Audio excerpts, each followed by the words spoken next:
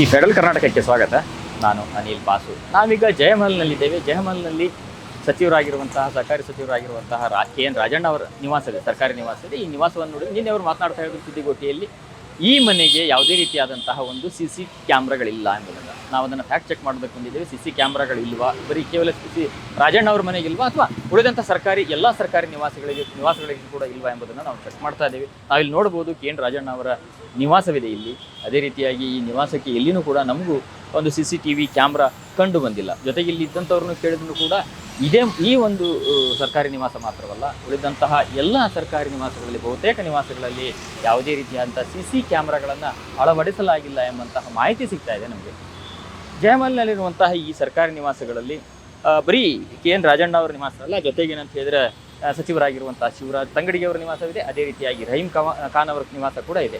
ಈ ಎರಡು ನಿವಾಸಗಳನ್ನು ಕೂಡ ಇದೇ ಒಂದು ಕಂಪೌಂಡಿಗೆ ಹತ್ತಿದಂತೆ ಕಂಡು ಬರ್ತಿರುವಂಥದ್ದು. ಸರ್ಕಾರಿ ನಿವಾಸಗಳಿಗೆ CC ಕ್ಯಾಮ್ರಾವನ್ನು ಅಳವಡಿಸುವಂಥ ಕರ್ತವ್ಯ ಇರುವಂಥದ್ದು ಸಚಿವಾಲಯದ DIPI ಅನ್ನೋ ಒಂದು ಇಲಾಖೆಯ ಇಂಜಿನಿಯರಿಂಗ್ ಡಿಪಾರ್ಟ್ಮೆಂಟಿಂದ ಆಗಿರ್ತದೆ. ಆದರೆ ಅವರು ಏನು ಸರ್ಕಾರದ ಮೌಖಿಕ ಆದೇಶದ ಮೇರೆಗೆ CC ಕ್ಯಾಮ್ರಾಗಳನ್ನು ಅಳವಡಿಸಿಲ್ವಾ ಅಥವಾ ಇದ್ರ ಬಗ್ಗೆ ರೂಲ್ಸ್ ಏನಿದೆ ಎಂಬುದನ್ನು ಅವರು ಸ್ಪಷ್ಟನೆಯನ್ನು ಕೊಡಬೇಕಾಗ್ತದೆ. ಜೊತೆಗೆ ಈಗ ನಾವು ನೋಡ್ತಾ ಇದ್ದೇವೆ ಎಲ್ಲಿನೂ ಕೂಡ KN ರಾಜಣ್ಣ B3 ಅಂಥೇಳಿ ಜಯಮಹಲ್ ರಸ್ತೆಯಲ್ಲಿರುವಂತಹ ನಿವಾಸ. ಈ ಒಂದು ನಿವಾಸದಲ್ಲಿ, ಸರ್ಕಾರಿ ನಿವಾಸದಲ್ಲಿ B3 ಇಲ್ಲಿ ಯಾವುದೇ ರೀತಿಯಾದಂಥ CC ಕ್ಯಾಮ್ರಾಗಳನ್ನು ಅಳವಡಿಸಲಾಗಿಲ್ಲ. ಇಲ್ಲಿ ಮಾತ್ರ ಅಲ್ಲ, ಇಲ್ಲಿರುವಂಥ ರಸ್ತೆಗಳಲ್ಲಿಯೂ ಕೂಡ ನೋಡ್ಬೋದು ನಾವೀಗ ಯಾವುದೇ ರೀತಿಯಾದಂಥ CC ಕ್ಯಾಮ್ರಾಗಳನ್ನು ಅಳವಡಿಸಿಲ್ಲ. ಹಾಗಾದರೆ ಏನಾದರೂ ದುರ್ಘಟನೆಗಳಾದರೆ, ಯಾವುದಾದ್ರೂ ರೀತಿಯಂಥ ಕೆಟ್ಟ ಕೆಲಸಗಳಾದರೆ ಅದನ್ನು ಪೊಲೀಸರು ಯಾವ ರೀತಿಯಾಗಿ ಪತ್ತೆ ಹಚ್ತಾರೆ ನಾವು ನೋಡ್ಬೋದು. ಇಲ್ಲಿ ಏನೋ ಒಂದು ಹಿಂದುಳಿದ ವರ್ಗ ಕಲ್ಯಾಣ ಸಮಿತಿ ಸಚಿವರಾಗಿರುವಂತಹ ಶಿವರಾಜ್ ತಂಗಡಿಗೆ ಅವರ ನಿವಾಸಕ್ಕೂ ಕೂಡ ಇಲ್ಲ. ಕೇವಲ ಈ ಸಚಿವರು ಮಾತ್ರವಲ್ಲ, ಬಹುತೇಕವಾಗಿ ಸಚಿವರ ನಿವಾಸದಲ್ಲಿ CC ಕ್ಯಾಮ್ರಾಗಳನ್ನು ಅಳವಡಿಕೆ ಮಾಡಲಾಗಿಲ್ಲ. ಇಲ್ಲಿ ನೋಡ್ಬೋದು ಈಗ ಶಿವರಾಜ್ ತಂಗಡಿಗೆಯವರ ಸರ್ಕಾರಿ ನಿವಾಸ ಇದ್ದು ಈ ಒಂದು ನಿವಾಸದಲ್ಲಿಯೂ ಕೂಡ ಯಾವುದೇ ರೀತಿಯಾಗಿ CCTVಗಳನ್ನು ನಾವು ಕಾಣ್ತಾ ಇಲ್ಲ. ಹಾಗಾದರೆ ಸರ್ಕಾರಕ್ಕೆ ಭದ್ರತೆ ಕೊಡುವಂಥದ್ದು ಬೇಕಾಗಿಲ್ವ ಸಚಿವರುಗಳಿಗೆ, ಅದರ ಜೊತೆಗೆ ಶಾಸಕರುಗಳಿಗೆ? ಈ ರೀತಿಯಾಗಿ CC ಕ್ಯಾಮ್ರಾಗಳನ್ನು ಅಳವಡಿಸದೇ ಇರುವಂಥದ್ದು ಕೂಡ ಒಂದು ರೀತಿಯ ಸಂದೇಹಕ್ಕೆ ನಮಗೆ ಆಸ್ಪದವನ್ನು ಮಾಡಿಕೊಡ್ತಾ ಇದೆ. ಈ ಒಂದು ಏರಿಯಾದಲ್ಲಿ ನೋಡೋದಾದರೆ ಇದರ ಪಕ್ಕಕ್ಕೇ ಒಂದು ರಹೀಂ ಖಾನ್ ಅವರ ಸರ್ಕಾರಿ ನಿವಾಸವಿದೆ. ರಹೀಂ ಖಾನ್ ಅವರ ಸರ್ಕಾರಿ ನಿವಾಸಕ್ಕೂ ಕೂಡ ಯಾವುದೇ ರೀತಿಯಾಗಿ CC ಕ್ಯಾಮ್ರಾಗಳನ್ನು ಅಳವಡಿಕೆ ಮಾಡಿಲ್ಲ. ಹಾಗಾಗಿ ಇಲ್ಲಿ ಅಷ್ಟೇ ಇಲ್ಲ, ಬೇರೆ ಬೇರೆ ಸರ್ಕಾರಿ ನಿವಾಸಗಳಲ್ಲಿ, ಸಚಿವರ ನಿವಾಸಗಳಲ್ಲಿ ಕೂಡ CC ಕ್ಯಾಮ್ರಾಗಳನ್ನು ಅಳವಡಿಸಲಾಗಿದೆಯಾ ಇದೆಲ್ಲ ಚೆಕ್ ಮಾಡೋಣ ಬನ್ನಿ. 7 ಮಿನಿಸ್ಟರ್ಸ್ ಕ್ವಾರ್ಟರ್ಸ್ ಇಲ್ಲಿ ನೋಡ್ಬೋದು. 7 ಸಚಿವರಿಗೆ ಇಲ್ಲಿ 7 ಸಚಿವರ ಸರ್ಕಾರಿ ನಿವಾಸಗಳು ಇಲ್ಲಿರುವಂಥದ್ದು. ಹೀಗಾಗಿ ಈ ಒಂದು ಏರಿಯಾದಲ್ಲಿಯೂ ಕೂಡ CC ಕ್ಯಾಮ್ರಾಗಳನ್ನು ಅಳವಡಿಸಲಾಗಿದೆಯಾ ಏನು ಎಂಬಂಥದ್ದನ್ನು ನೋಡ್ಬೋದು. ಸಚಿವರಾದ ಚಲುವರಾಯಸ್ವಾಮಿ ಸೇರಿದಂತೆ, ಸಂತೋಷ್ ಲಾಡ್ ಸೇರಿದಂತೆ ಒಟ್ಟು 7 ಜನರಿಗೆ ಇಲ್ಲಿ ಅವಕಾಶ ಮಾಡಿಕೊಟ್ಟಿರುವಂಥದ್ದು. ಇಲ್ಲಿ CC ಕ್ಯಾಮ್ರಾಗಳನ್ನು ಚೆಕ್ ಮಾಡೋಣ. ಇಲ್ಲಿ ಆದರೂ ಸರ್ಕಾರಿ ನಿವಾಸಗಳಿಗೆ ಒಂದು CC ಕ್ಯಾಮ್ರಾಗಳನ್ನು ಅಳವಡಿಸಲಾಗಿದೆಯಾ ಅಥವಾ ಅಳವಡಿಸಲಾಗಿಲ್ವಾ ಎಂಬಂಥದ್ದನ್ನು ನಾವೀಗ ಮುಂದಿನ ಭಾಗದಲ್ಲಿ ನೋಡೋದಲ್ಲ. ಈ ಏರಿಯಾದಲ್ಲಿ ಎಲ್ಲಿಯೂ ಕೂಡ CC ಕ್ಯಾಮ್ರಾಗಳು ಕಂಡು ಬರ್ತಾ ಇಲ್ಲ. CC ಕ್ಯಾಮ್ರಾಗಳು ಕಂಡು ಬರ್ದೇ ಏನು ಒಂದು ರೀತಿಯಾಗಿ ಇಲ್ಲಿ ಯಾವುದೇ ರೀತಿಯಾಗಿಂತಹ ಒಂದು CC ಕ್ಯಾಮ್ರಾಗಳಲ್ಲಿ ಯಾವ ರೀತಿಯಾದಂಥ ಭದ್ರತೆಯನ್ನು ಕೊಡ್ತಾರೆ ಆ ಒಂದು ರಿಯಾಲಿಟಿ ಕೂಡ ಚೆಕ್ಕನ್ನು ನಾವು ಮಾಡೋಣ. ಈ ಒಂದು ಭಾಗದಲ್ಲಿ ಒಟ್ಟು 7 ಸಚಿವರುಗಳು ಅಂದರೆ 7 ಜನ ಸರ್ಕಾರಿ ನಿವಾಸಗಳು, ಸರ್ಕಾರಿ ನಿವಾಸಗಳಿದೆ. ಆದರೂ ಕೂಡ ಎಲ್ಲಿ ನೋಡಿದ್ರೆ ನೀವು ನೋಡ್ಬೋದು ಒಂದು ಕಡೆಗೂ ಕೂಡ ಯಾವುದೇ ರೀತಿಯಾದಂಥ CC ಕ್ಯಾಮ್ರಾಗಳು ಕಂಡು ಬರ್ತಾ ಇಲ್ಲ. ಹಾಗಾದರೆ ಭದ್ರತೆಯನ್ನು ಪೊಲೀಸರು ಯಾವ ರೀತಿಯಾಗಿ ಇವರಿಗೆ ಕೊಡ್ತಾರೆ ಮತ್ತು CC ಕ್ಯಾಮ್ರಾಗಳನ್ನು ಈ ಒಂದು ಅಲ್ಲಿ 2-3 ನಿವಾಸಗಳನ್ನು ನಾವು ಸರ್ಕಾರಿ ನಿವಾಸಗಳನ್ನು ಸಚಿವರ ಚೆಕ್ ಮಾಡಿದ್ದೀವಿ. ಅಲ್ಲಿಯೂ ಕೂಡ ಸರ್ಕಾರಿ CC ಕ್ಯಾಮ್ರಾಗಳಿರಲಿಲ್ಲ. ಈ ಹನಿ ಟ್ರ್ಯಾಪ್ ವಿಚಾರ ಬಂದ ನಂತರ CC ಕ್ಯಾಮ್ರಾಗಳ ಫುಟೇಜನ್ನು ನೋಡೋದಕ್ಕೆ ಹೋದಾಗ ಆ ರೀತಿಯಾದಂಥ CC ಕ್ಯಾಮ್ರಾ ಫುಟೇಜ್ ಇಲ್ಲ ಎಂಬುದನ್ನು KN ರಾಜಣ್ಣ ಅವರು ಹೇಳಿದರು. ಯಾಕೆ CC ಕ್ಯಾಮ್ರಾಗಳನ್ನು ಅಳವಡಿಸಿಲ್ಲ ಸರ್ಕಾರ, ಅದು ನನಗೆ ಗೊತ್ತಿಲ್ಲ ಎಂಬಂತಹ ಸ್ಪಷ್ಟನೆಯನ್ನು ಅವ್ರು ಕೊಟ್ಟಿರುವಂಥದ್ದು. ಹೀಗಾಗಿ ನಾವು ಈ ಒಂದು ರಿಯಾಲಿಟಿ ಚೆಕ್ಕನ್ನು ನೋಡ್ತಾ ಬಂದಾಗ ಯಾವುದೇ ಸಚಿವರ ನಿವಾಸಗಳಿಗೂ ಕೂಡ CC ಕ್ಯಾಮ್ರಾಗಳ ಭದ್ರತೆಯನ್ನು ಕೊಟ್ಟಿಲ್ಲ.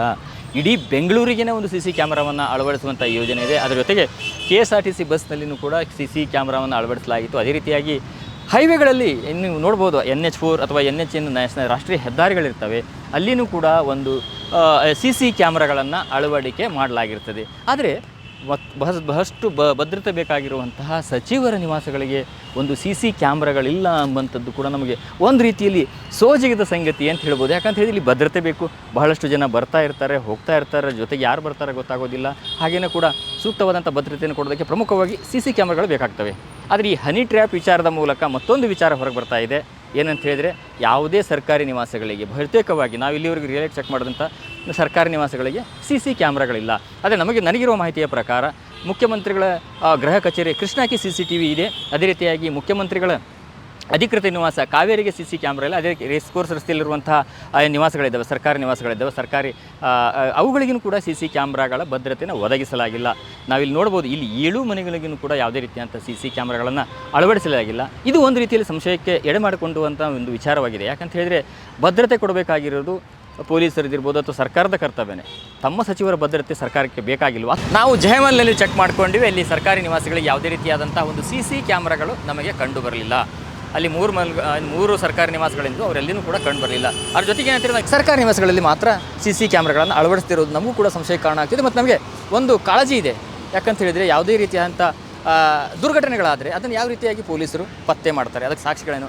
ನಮಗೆ ಇದ್ರ ಬಗ್ಗೆ ಮಾತಾಡೋದಕ್ಕೆ ನಮ್ಮ ಜೊತೆಗೆ ಲಾಯರ್ ಇದ್ದಾರೆ. ಸರ್ ನಮಸ್ತೆ. ಈಗ ಬೇರೆ ಬೇರೆ ಕಡೆಗಳನ್ನು ಕೂಡ ನಾವು ಸರ್ಕಾರಿ ನಿವಾಸಗಳಿಗೆ ನಾವು ಫ್ಯಾಕ್ಟ್ ಚೆಕ್ ಮಾಡಿದ್ವಿ. ಅಲ್ಲಿ ಎಲ್ಲಿನೂ ಕೂಡ CC ಕ್ಯಾಮ್ರಾಗಳಿರಲಿಲ್ಲ. ಇಲ್ಲಿ ಎಲ್ಲ ಕಡೆಗೇನಿದೆ. ಇದಕ್ಕೆ ಏನು ಹೇಳ್ತೀರಾ ನೀವು? ಸರ್, ಈಗೇನು ರೋಡ್ಸ್ ಇದೆ, ಹೊಸದಾಗಿ BBMP ಅವ್ರು ಏನು ರೋಡ್ ಮಾಡಿದ್ದಾರೆ ಅದರಲ್ಲೆಲ್ಲ ಇವಾಗ ಆಲ್ರೆಡಿ CCTV ಅಳವಡಿಸಿದ್ದಾರೆ. CC ಕ್ಯಾಮ್ರಾಗಳು ಇವಾಗ ನೋಡಿ ವಿಧಾನಸೌಧದಲ್ಲಿ ಎಷ್ಟು ಅಳವಡಿಸಿದ್ದಾರೆ. ಏನಕ್ಕೆ ಅಳವಡಿಸ್ತಾರೆ ಹೇಳಿ? ಒಂದು ಸೆಕ್ಯೂರಿಟಿ ಪರ್ಪಸ್ಗೋಸ್ಕರ.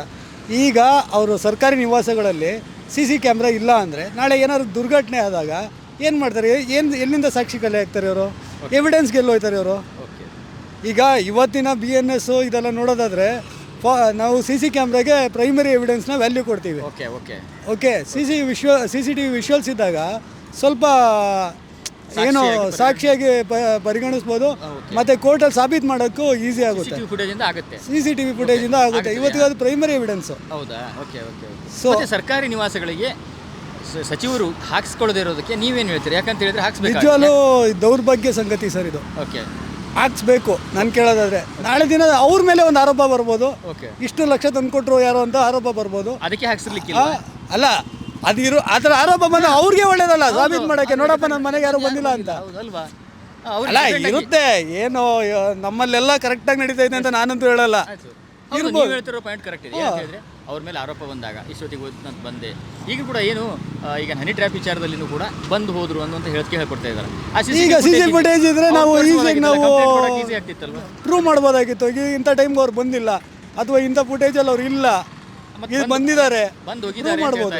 ಯಾರೇ ಆದರೂ ಇವಾಗ ಸಾರ್ವಜನಿಕರು ಇವಾಗ ಸಣ್ಣ ಪುಟ್ಟ ಮನೆ ಕಟ್ಟೋರೆ CCTV ಹಾಕ್ಸ್ತಾರೆ. ಇನ್ನು ಸರ್ಕಾರಿ ಬಂಗ್ಲೆಗಳಿಗೆ ಹಾಕ್ಸೋಕೆ ಏನು ಸರ್ ಇವ್ರಿಗೆ ತೊಂದರೆ ಆಗಿರೋದು? ನಮ್ಮ ಟ್ಯಾಕ್ಸಲ್ಲೇ ಹಾಕೋದು, ಅದೇನು ಬೇರೆಯವ್ರ ದುಡ್ಡು ಅಲ್ಲ. ಒಂದು ಕಾನೂನಿಗೆ ನಾವು ಒಂದು ಸಪೋರ್ಟಿವ್ ಆಗಿ ಒಂದು ಇನ್ಫಾರ್ಮೇಷನ್ ಕೊಟ್ಟಂಗೆ ಆಗುತ್ತೆ. ನಾಳೆ ದಿವಸ ಯಾರಾದರೂ ಒಂದು ಆರೋಪ ಹೊತ್ತಾಗ ಅದನ್ನು ಪ್ರೂವ್ ಮಾಡೋಕ್ಕೂ ನಮಗೆ ತುಂಬ ಈಸಿ ಆಗುತ್ತೆ. ಇದು ಸರಿಯಲ್ಲ ಅಲ್ವಾ? ಸರಿಯಲ್ಲ ಸರ್, ಇದು ಸರಿಯಲ್ಲ. ಕಡ್ಡಾಯ CCTV ಅಳವಡಿಸ್ಬೇಕು.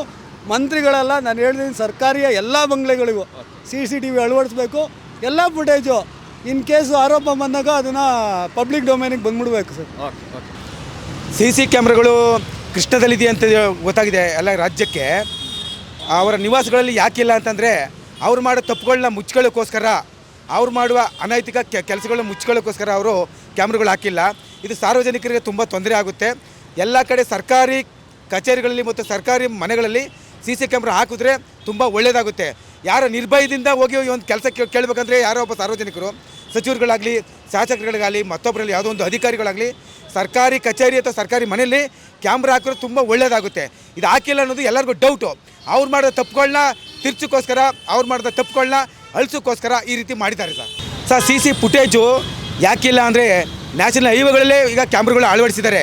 ಒಂದು ಅಪಘಾತ ಆದರೆ ಯಾರು ಹೊಡ್ಕೊಂಡೋದ್ರು, ಯಾರು ಸತ್ತರು, ಯಾವ ವೆಹಿಕಲ್ ಡ್ಯಾಮೇಜ್ ಆಯಿತು ಅಂತನಕ್ಕೋಸ್ಕರ ಅಲ್ಲಿ ನ್ಯಾಷನಲ್ ಹೈವೇಲಿ ಹಾಕಿದ್ದಾರೆ.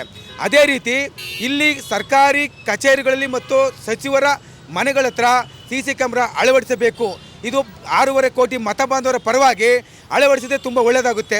ಇಲ್ಲ ಅಂದರೆ ತಮ್ಮ ಏನೇ ಒಂದು ಒಳ್ಳೆ ಕೆಲಸ ಮಾಡ್ತಾರೋ ಕೆಟ್ಟ ಕೆಲಸ ಮಾಡ್ತಾರೋ ಅದು ಗೊತ್ತಾಗಬಾರ್ದು ಅನ್ನೋಕ್ಕೋಸ್ಕರ ಅವರೇ ಮರೆಮತ್ತಿದ್ದಾರೆ ಸರ್.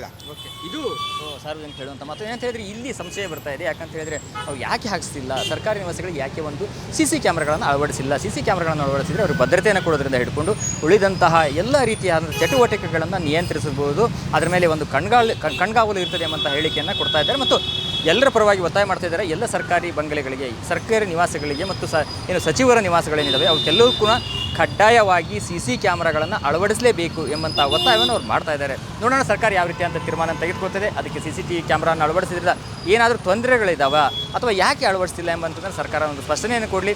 ಆದರೆ ಸಚಿವರಿಗೆ ಭದ್ರತೆ ಕೊಡೋ ದೃಷ್ಟಿಯಿಂದ, ನಮ್ಮ ಜನಪ್ರತಿನಿಧಿಗಳಿಗೆ ಭದ್ರತೆ ಕೊಡೋ ದೃಷ್ಟಿಯಿಂದ CC ಕ್ಯಾಮ್ರಾಗಳನ್ನು ಅಳವಡಿಕೆ ಮಾಡಲೇಬೇಕೆಂಬಂಥ ಒತ್ತಾಯ ಸಾರ್ವಜನಿಕರಿಂದ ಬರ್ತಾ ಇದೆ. ಇದನ್ನು ನೋಡೋಣ, ಸರ್ಕಾರ CC ಕ್ಯಾಮ್ರಾಗಳನ್ನು ಅಳವಡಿಸ್ತದೆಯಾ ಅಥವಾ ಇದೇ ರೀತಿಯಾಗಿ ಮುಂದುವರಿಸ್ಕೊಂಡು ಹೋಗ್ತದೆಯಾ ಅಂತ ಎಂಬುದನ್ನು. ಕ್ಯಾಮರಾ ಪರ್ಸನ್ ಕೀರ್ತಿಕ್ ಜೊತೆ ಅನಿಲ್ ಬಾಸು, ದ ಫೆಡರಲ್ ಕರ್ನಾಟಕ, ಬೆಂಗಳೂರು. ಹೆಚ್ಚಿನ ಸುದ್ದಿ ಅಪ್ಡೇಟ್ಗೆ ಈಗಲೇ ದ ಫೆಡರಲ್ ಕರ್ನಾಟಕ ಯೂಟ್ಯೂಬ್ ಪೇಜನ್ನು ಸಬ್ಸ್ಕ್ರೈಬ್ ಮಾಡಿ.